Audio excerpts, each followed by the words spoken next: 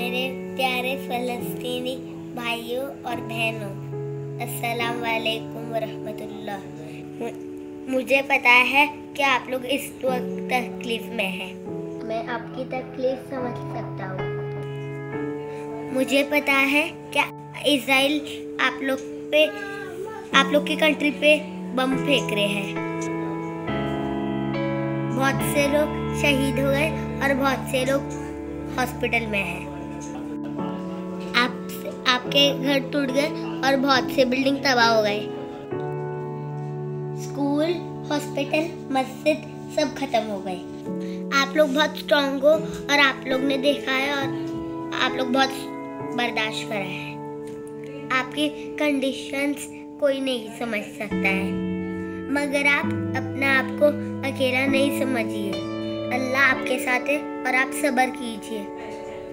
इंशाअल्लाह आपकी जीत होगी। यह हालात ज़रूर बदलेंगे। हम सब आपके साथ हैं। हम लोग सब नमाज में आप लोग के लिए ही दुआ करते हैं, आपके बारे में ही सोचते हैं। नबी सल्लल्लाहु अलैहि वसल्लम ने फरमाया, सब मुसलमान भाई भाई है, एक जिस्म की तरह है। बॉडी के किसी चीज की तकलीफ पहुंचे तो सारी बॉडी तकलीफ में होती है, सारा जिस्म बुखार में होता है। इसी तरीके से हमारी उम्मत है, एक जिस्म के मानंद। अगर आप तकलीफ में हैं तो हम भी तकलीफ में हैं।